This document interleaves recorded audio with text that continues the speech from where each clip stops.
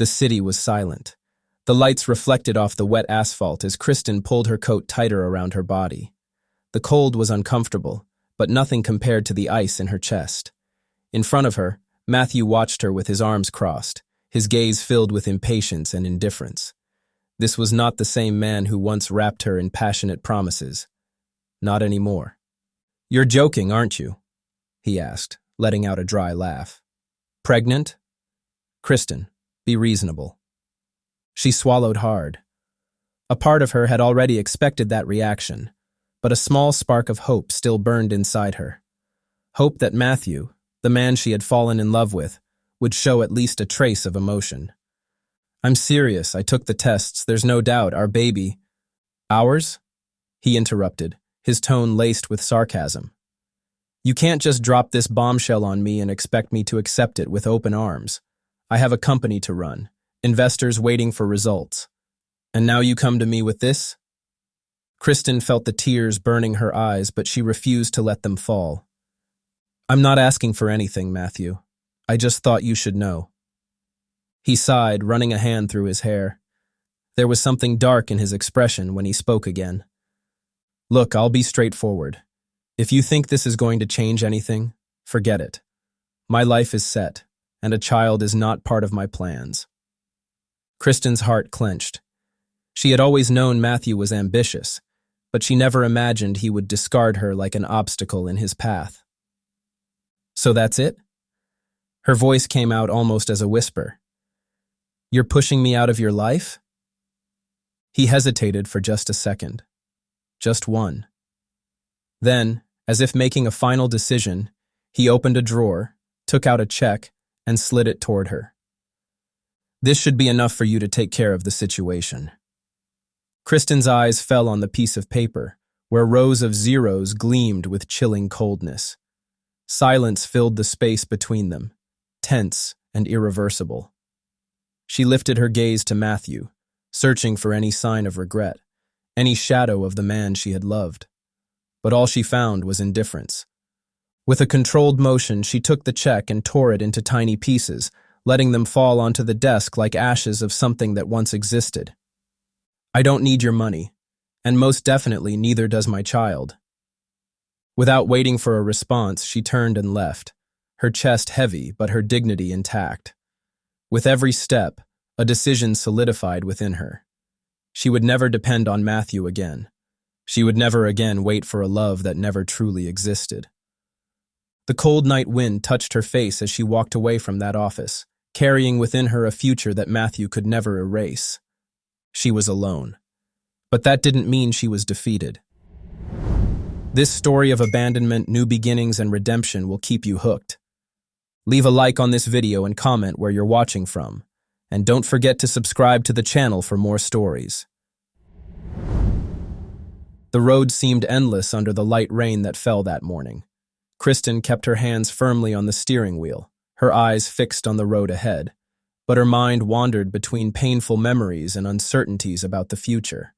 After the devastating conversation with Matthew, there was only one place left for her to go, her parents' house. When she finally arrived in the small town, her chest tightened at the sight of the house where she had grown up. It was a refuge of good memories, but also a reminder that, after spending so much time fighting for independence, she was back at the starting point. Her mother, Grace, opened the door before Kristen could even knock. Her anxious gaze turned into a mix of surprise and concern as she saw her standing there, soaked from the rain, eyes brimming with tears, a suitcase in hand. "Sweetheart? What happened?" Kristen tried to respond, but her voice failed her. There was no need for words. In an instant, Grace pulled her into a tight embrace, holding her as if she could shield her from all the pain she carried. Her father, Substitua Augusto por un nome Americano, appeared in the living room, furrowing his brow at the sight of his daughter in that state. He was not a man of many words, but when he noticed the tremor in Kristen's hands, he simply nodded and took her suitcase without question. "You're home now, my love," Grace murmured, stroking her hair. The days that followed were marked by silence and comfort. Grace prepared her favorite meals, and her father accompanied her on walks through the backyard without pressuring her to talk. They knew Kristen needed time to pull herself together. But time didn't wait, and inside her, a new life was growing. One sunny afternoon, sitting on the porch, Kristen finally broke the silence. "I'm pregnant." Grace covered her mouth with her hand, her eyes shining with both joy and concern. Her father remained silent for a few seconds before firmly taking her hand. "Then we have a lot of work ahead of us." The simplicity of his words warmed Kristen's heart. She wasn't alone, and for the first time in a long while, she felt like she could breathe again. Her new beginning had just started. 16 years had passed, and Kristen had become a different woman from the one who once stood in the rain, crying in front of her parents' house. Time had taught her resilience, and motherhood had made her even more determined. Between diapers, sleepless nights, and hours of study, she had built the path to her new life. With her parents' support, Kristen completed her degree in accounting. In no time, she became one of the most brilliant professionals in financial auditing, her sharp intelligence and keen eye for detail setting her apart in the field. Her big opportunity came when she was hired by JP Financial Consulting, one of the largest firms in the industry. She started as an analyst, but her ability to uncover fraud and identify financial inconsistencies quickly propelled her into higher positions. When the former CEO stepped down for retirement, Kristen was chosen to take his place. Now, she was at the helm of a financial empire. Sitting in her new office in a towering building in the city, she gazed at the panoramic view. She had come far, but most importantly, she had done it on her own. No part of her success was tied to the past, and that was exactly how she wanted it to stay. But fate seemed to have other plans. A new audit landed on her desk, a tech company drowning in debt, entangled in suspicions of financial irregularities. As she read the company's name, Kristen felt her blood run cold. It was Matthew's company. The past, which she had fought so hard to leave behind, was about to knock on her door. The day was hectic at JP Financial Consulting, and Kristen was reviewing the reports on the struggling company. With each page she turned, it became increasingly clear that the business was drowning in fraud and incompetent management. Fate couldn't have been more ironic. Matthew's company now depended on her analysis to survive. A meeting was scheduled for that afternoon. The CEO of the investigated company needed to present his defense. Kristen knew she would be seeing Matthew again after 16 years. The thought unsettled her, but her professional composure remained unshaken. At the scheduled time, the conference room door opened, and Matthew walked in. He was no longer the arrogant young man she had once known. He looked visibly worn out, with dark circles under his eyes revealing sleepless nights. But when he saw Kristen, his eyes widened in pure shock. "Kristen?" he murmured, unable to hide his surprise. She kept her expression unreadable, motioning for him to take a seat. "Mr. Matthew, let's get straight to the point. We need to clarify the inconsistencies in your company's financial reports." The impact of her words hit Matthew like a punch. The woman he had abandoned in the past now had the power to decide the future of his business. The tables had turned, and he knew there would be no easy way out. Kristen left the meeting with her head held high, refusing to let past emotions consume her. Matthew, on the other hand, walked out of the building shaken. He had never expected that the woman he left behind would become the CEO who could either sink or save his company. In the days that followed, Kristen continued her professional routine without letting anything affect her. Her focus remained on the growth of JP Financial Consulting and, above all, on her son. But fate had other plans. At a business event, she met Lucas Lawson, a renowned investor and owner of one of the largest capital funds in the country.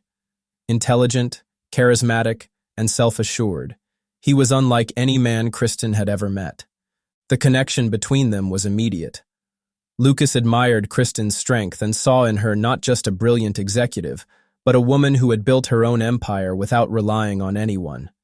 And Kristen allowed herself to experience something new. Dinners, deep conversations, and moments of lightness made her realize that perhaps there was still room for love in her life. Meanwhile, Matthew struggled to deal with the growing pressure on his company and the uncomfortable memories his encounter with Kristen had stirred.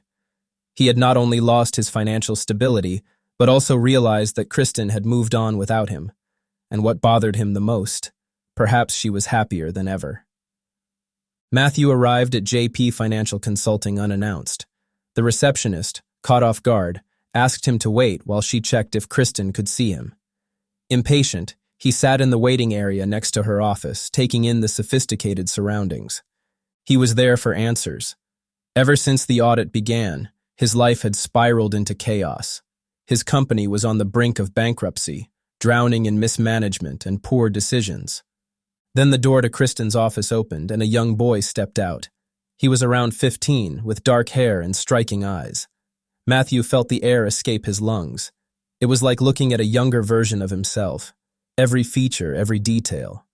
There was no doubt. The boy glanced at Matthew briefly before walking down the hallway, unaware of the impact he had just caused. Matthew, on the other hand, felt his world tilt. His heart pounded as memories he had buried 16 years ago hit him like a punch to the gut.